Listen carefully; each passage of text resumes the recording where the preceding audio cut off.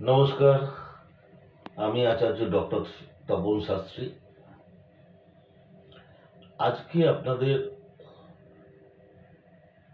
জ্যোতিষের একটা বিষয় নিয়ে আলোচনা করব। সেটা হচ্ছে শিক্ষা বা বিদ্যা। রিসেন্টলি বা বেশ কদিন যাবৎ অনেকগুলো ক্লায়েন্ট এরকম আমার কাছে এসছে, যার জন্য আমি এই ধরনের অনুষ্ঠান করতে বাধ্য হচ্ছি।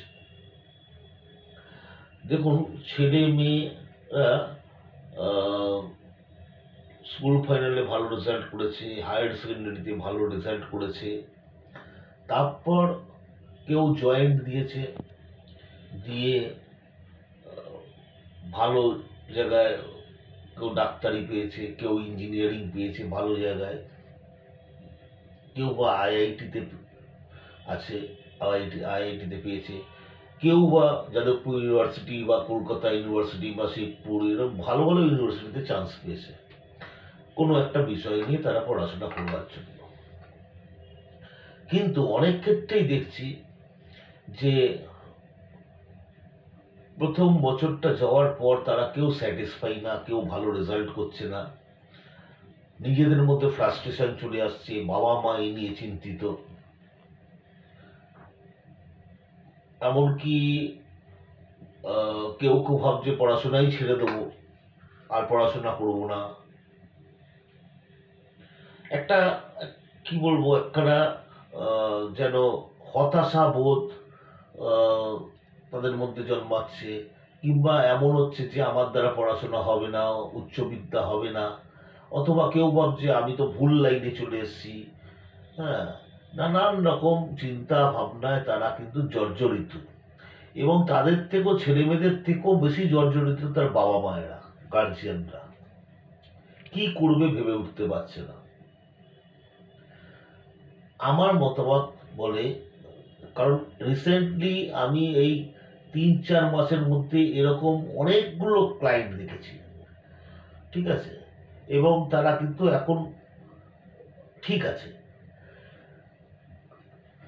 সরি, তাদের পড়াশোনায় এখন মন বসেছে, তারা ভাবছে যে না, তাদের ভবিষ্যৎ সামনের দিকে উজ্জ্বল, এবং পড়াশোনায় তাদের মন বসছে, মানসিক স্থিতিশীলতা এসছে। তার বাবা মারাও এখন কিন্তু অনেকটা খুশি। তাই আমি বলি, যাদের সন্তানদের এরম অবস্থা, তারা অবশ্যই একজন ভালো অ্যাস্ট্রোলজারের সাথে যোগাযোগ করুন, কারণ এইটা কিন্তু খুব ছোট সমস্যা। দেখুন, আমাদের উচ্চ বিদ্যা যেটা দেখা হয় জ্যোতিষে, লগ্নের পঞ্চম ঘর থেকে অনেক সময় তাদের 4th হাউসটা হয়তো শুভ, যার জন্য 4th হাউস থেকে আমরা দেখি স্কুল ফাইনাল অবধি, কি ম্যাক্সিমাম হায়ার সেকেন্ডারি অবধি। সেখানে 4th হাউসে ভালো প্ল্যানেট আছে বা 4th হাউসে ভালো প্ল্যানেটের দৃষ্টি, তারা খুব সুন্দর স্মুথলি ভালো মতো পড়াশোনা করে চলে গেছে। 5th হাউসে হয়তো কোনো ম্যালেফিক প্ল্যানেটের দৃষ্টি রয়েছে, বা কোনো খারাপ প্ল্যানেট বসে রয়েছে, অথবা 5th হাউসকে 11th হাউস যে সাকসেস দেয় তার কোনো যোগাযোগ হচ্ছে না, সংযোগ মানে কনজাংশন হচ্ছে না, বা একাদশ ভাবের যে অধিপতি তার সাথে কোনো যোগাযোগ নেই 5th হাউসের, মানে 5th-11 কানেকশনটা দুর্বল দেখা যাচ্ছে, তাহলে কিন্তু এরকম হয়। অথবা সেই সময় হয়তো সন্তানের এমন একটা খারাপ দশায় যাচ্ছে যার জন্য এগুলো হচ্ছে। সেই দশাটা কেটে গেলেই কিন্তু আবার সন্তান ভালো রেজাল্ট করবে, আবার পড়াশোনায় মন বসবে। এটা একমাত্র একজন ভালো অ্যাস্ট্রোলজারই এটা বুঝতে পারে, দেখতে পারে, এবং সেই মতো প্রতিকার দিলে একদম 100% যে আপনার সন্তান সাকসেস পাবেই পাবে।